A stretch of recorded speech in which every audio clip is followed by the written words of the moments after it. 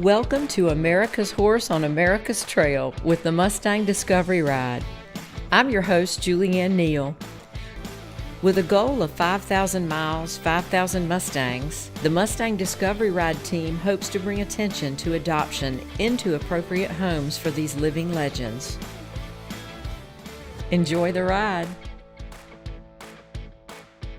Welcome back to the second half of our recent episode of Lisanne's Troubles on the Trail. From the necessity of purchasing a new truck and trailer setup to putting on her game face, it hasn't been an easy ride lately. Tune in to hear how Lisanne and the team have been able to keep riding down the road.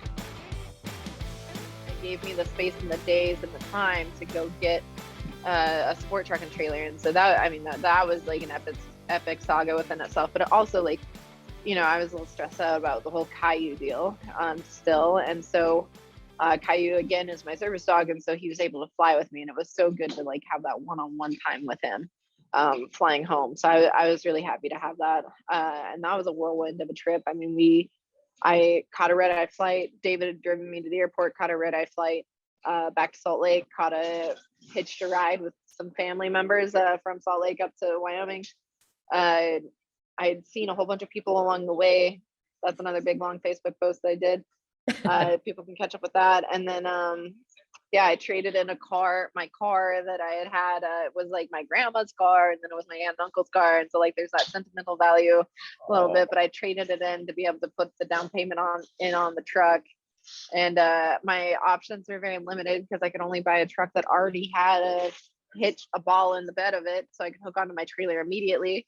And I'm really not a Dodge fan ever at all. And but now I'm driving a Dodge, and I own a Dodge. That's the crazier part of the story.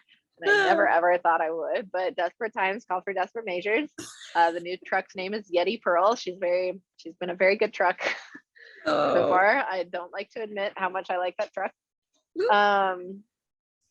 But then I hooked on and I drove straight back through to Illinois with my trailer, and then got back to Illinois and again had to suck it up. You know, you have to kind of put your game face on, and maybe that's a lot of why I'm wearing a lot more makeup here lately. I feel like I have to, you know, put that war paint on to be able to do all of these things now these days. I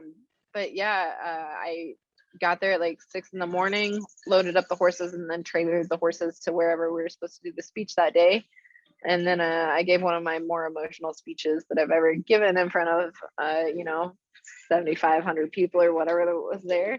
But you know, there's just so much emotion around everything, but it really talked about like how incredible the horses are. So and you know, that's kind of how you get people involved in things, is, you know, you bring their hearts into it as well. And so that was great. And then the next day we rode with some veterans and from David's movie Mustang Saviors, and so that was really cool that all of that lined up. But I think that's a lot of where I'm at mentally right now. It's like, you know, there's so much good going on with all these other people coming in and doing the ride, but like there just hasn't been any time or space for like me to be alone to process and like grieve through everything that's happened.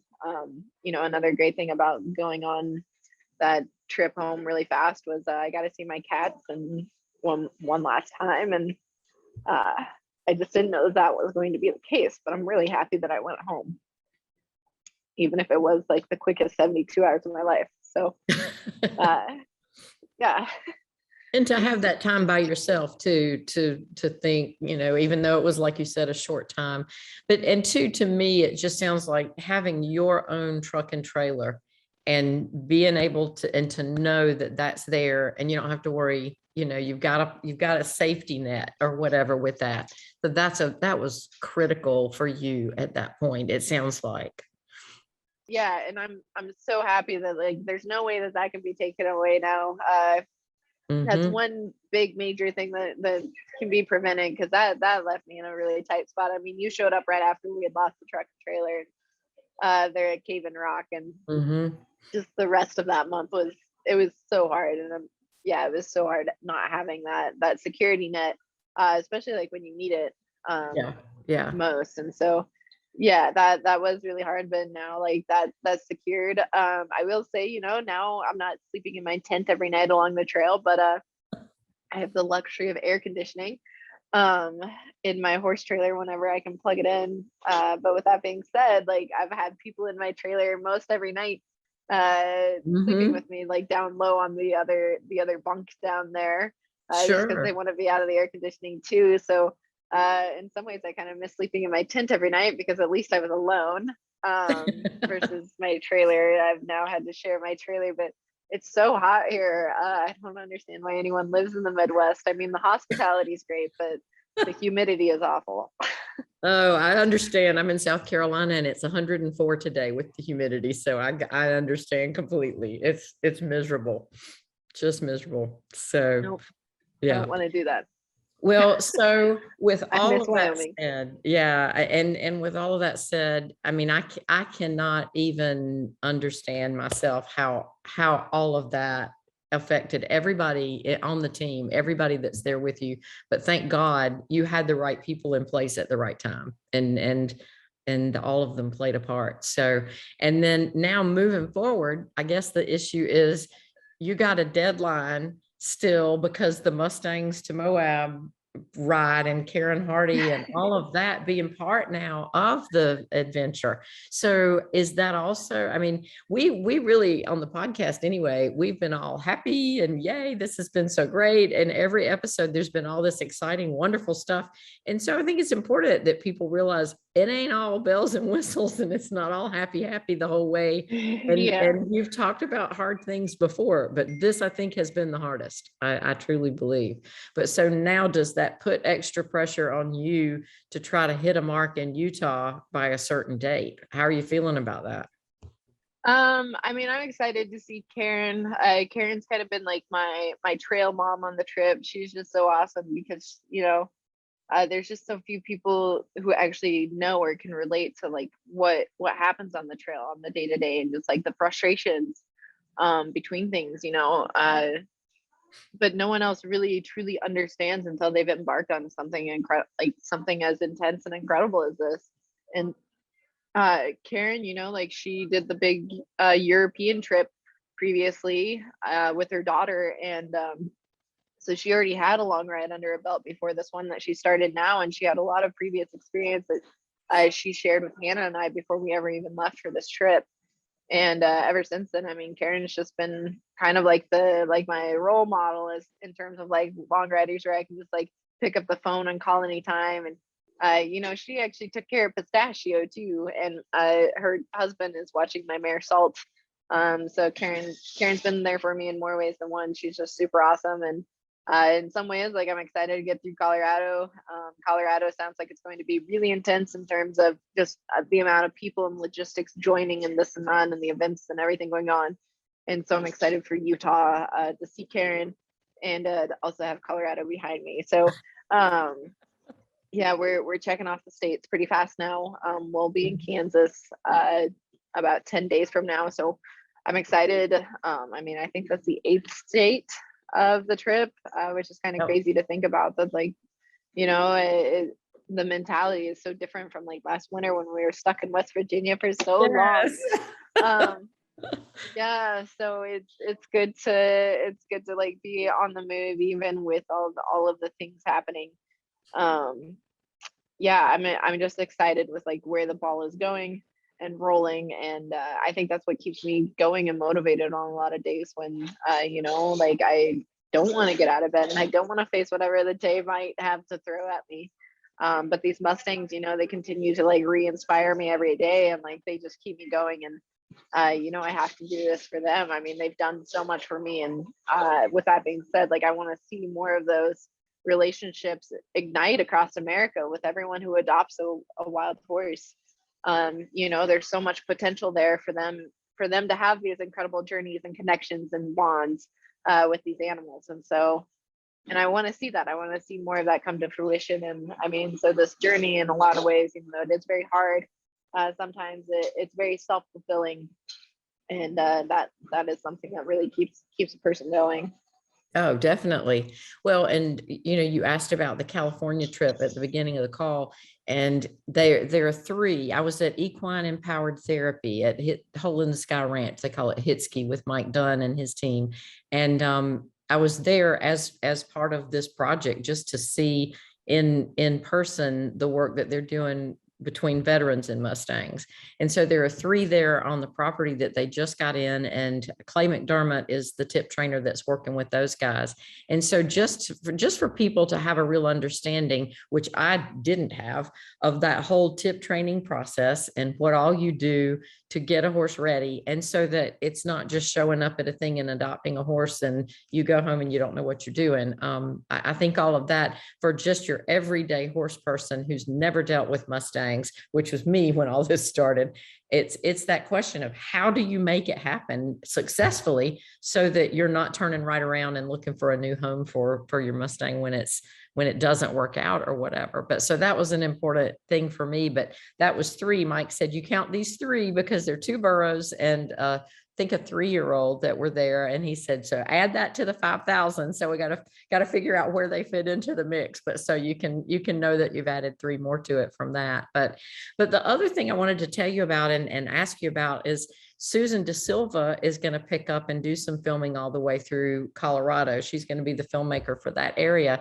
And she's really excited about sitting down with us, and maybe in a couple of days, we'll do another podcast call to plan out, map out, and for her to know what your routines are, what you prefer your routines to be anyway, so that she can kind of help make some opportunities where you don't have to knock on doors every night.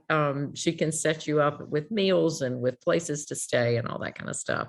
And so she's very excited to be on board, and I can't wait for y'all to have a conversation to meet up. You met her in Colorado, actually, at Rocky Mountain. So you didn't. I thought did you had a not. chance to talk. Okay. She left the day before I got into Denver. Okay, I gotcha. Yeah, so not yet. Yeah. Not yet. Well, she's a bundle of energy and is gung-ho for this whole experience. But her questions are the same ones that I had in the beginning of what are the logistics if she comes in with you for a month? Does she have to have a tent, and do you have room for her GoPro or her whatever in the trailer? All those things that the newbies probably want to know before they join up. So anyway, we'll set up a time for you to talk to her. So it'll be good. I think the number one thing when people join me on this ride is like, everyone wants to have a plan, and they want to know exactly what's going to happen and everything. And I think the number one thing with this trip is you just can't have a plan. Like as soon as you have a plan, that shit goes out the window, and you have to readapt and recalculate and reorganize. And so adaptability and flexibility is the number one thing I tell people.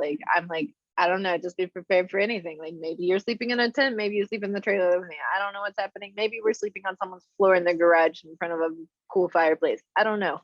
You just never know what's happening on this trail. And so I think that's the number one thing is there's so many planners out there, and for the planners, this is not the trip maybe for you, because you just have to roll with the punches. I mean, sometimes literal punches, unfortunately, more physically than metaphorically, but it's just, this trail is really, really crazy. But I think it opens up a lot of people's minds to what they're capable of, and just everything a human can do in their life. And I think sometimes we really get into the rut and sticking to the plan, and we're kind of working through it, and we don't really see outside of those trenches of what's possible, what we're all capable of. And so in a way, I think this is really good for the planner types to come and just learn to be a little more flexible and adaptable along the way. So it's been really fun to get to know that. But I think also there's just a lot of basic human survival that we take so much for granted in our daily lives. I mean, the other day when Caillou got bit, we didn't have food, we didn't have water, we didn't have a lot of basic necessities. And going back to just surviving, where you're just focused on food, shelter, water for horses, dogs, and humans. That's my whole life every single day is food, shelter, water, horses, human. And it's generally in that order. I usually always make sure my horses are taken care of first, and then my dogs, and then finally, we get to do whatever after that. But it's so good to get back almost to those basics. We aren't worried about, your credit score in the next 5 years or whatever, and how that's going to affect this and that. And it's just so simple and in a way mind cleansing to go on an adventure like this, even though it's really exhausting some days. So yeah, there is a lot of really good to it that's come from it. So Definitely, definitely. Well, and you've talked a little bit about Katrina, and we've talked about David. I just want to say one of my favorite things so far, and in the past couple of weeks anyway, was David sent me some of the footage of y'all crossing the bridge. And what I've loved hearing about and seeing from some of Lisa's footage is him tooling around on the skateboard. So what a different perspective to get that type of footage and all too. And then I'm guessing, is Katrina usually driving the truck? She's driving the support vehicle along behind? yeah, so Katrina's been driving the support vehicle, but David's even wrangled her in a couple times to man one of the cameras. So Katrina's definitely on the adventure of her lifetime.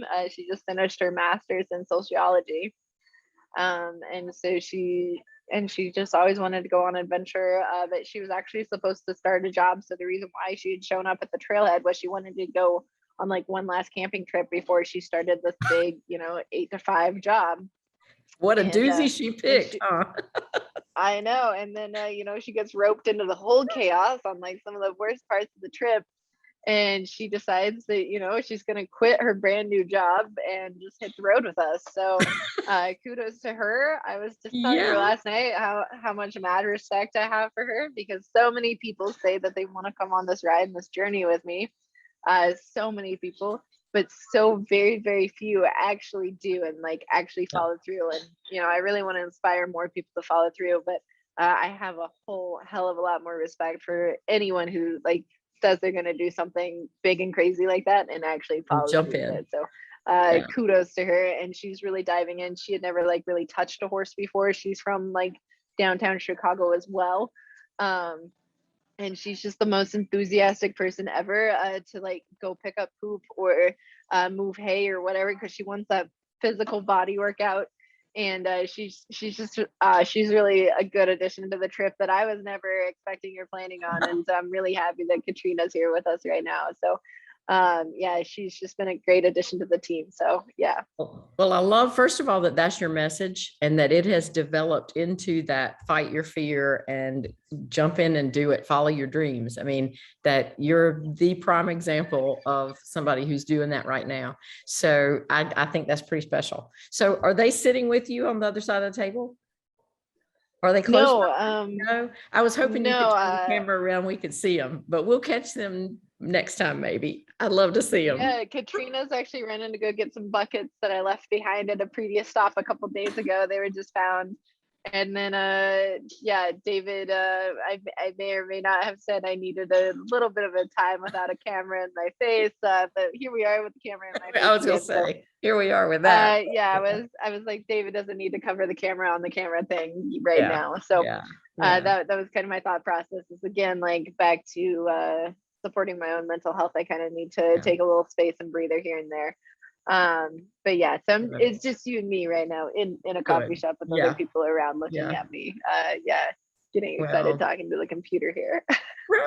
Well, thank you for sharing all of that, because I knew it was traumatic, but I didn't really have that visual in my head until you described it. And now I think it's going to be an eye opener it was for me, and I know it will be for a lot of other people too. So for everybody who does see this before the film comes out, then don't tell anybody what else happens. I'm saying that to the audience. Yeah, y'all don't tell, because this will be special. But no, it's all part of it. And I do agree with you. I think you have to process, because it's one thing to make a movie. It's one thing to have a docuseries. It's one thing to do all that stuff. But first and foremost, your mental health needs to be the priority. So however that needs to happen, we'll make it happen.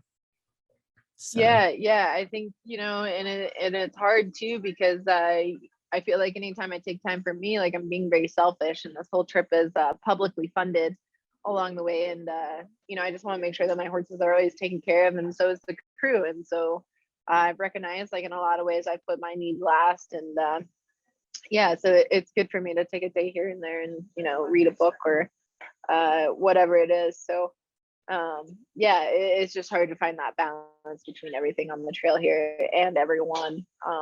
but luckily I'm surrounded by a lot of people that are very understanding, and they've been helping me through it. And you know, me finally admitting that I'm not in the best place too, because I think that was a lot of it, as well as I was just faking it until I like could make it essentially, and I was just barely making it every day and like dropping the ball in a lot of areas. And so I'm really happy to be around some people who have been really understanding of my shortcomings here lately. So yeah, just really grateful just to have an entire team around us, whether that's you or Lisa, and you know, all the people that are behind the scenes and aren't physically here as well too. So that's really great. So thanks for all that you've been doing, and it's great that you're traveling and getting more and gaining more and contributing more to the trip too. I mean, this is the greater, bigger message of getting more Mustangs adopted. And one thing that I do want to say too is people keep asking me what I'm going to do after the trip. You know, now that I'm like over the halfway mark, and they're like, oh, she might actually make it. You know, you're definitely going to make it. Yeah, I think people had their doubts a little bit more, and now that I've crossed the Mississippi, they're like, okay, maybe she can do it the rest of the way. But with that being said, you know, I'm currently riding right now for 5,000 Mustangs, but I think it's such a small number now. Like my mind is growing, and like I'm able to think and expand a little bit more. And 5,000 is such a small number, and so in the scheme of things, and talking horse terms, you know, like the millions of quarter horses that are out there, or off the track thoroughbreds or thoroughbreds in general, 50,000 Mustangs is actually very small. That's not really very many animals, and in the general deal of everything. I mean, I worked on a feedlot in Nebraska that had 25,000 cows there, and that was only half of all the Mustangs that are available for adoption. And so with that being said, I mean, long term, where I want to take my foundation is I want to eliminate long-term holding, and I want to make owning a Mustang something exclusive, like something that's hard to do, because like there's just not enough of them to go around. And I think that's very possible, and I'm very excited about the programs that are coming into place where they're taking and training Mustangs, and they're harmonizing the human and horse aspect of like therapy and different things. And there's so many people out there that would love to own a Mustang if it was trained. You know, I'm not saying everyone needs to go get a completely wild animal. And so I'm really excited to be inspiring more trainers, and also helping put together more programs along the way where we can actually like put trained horses out into the world.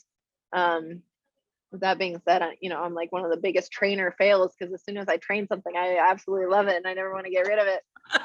But that's why I need to inspire other people to train horses, and like maybe they're a little bit more hearted, not as soft as me, and they're willing to let them go. So but yeah, I'm really excited to see those programs coming together, and I really do think long term, like we can eliminate long-term holding. And I do think that like horses will still have to be rounded up, the excess horses out there in the wild. And I think it would be cool if it was like hard to get a Mustang, because you know, like everyone wants a Mustang, and I see that coming true. So you know, that's a lot of what keeps me going every day, is like now I am over the Mississippi, and like this trail will end at some point.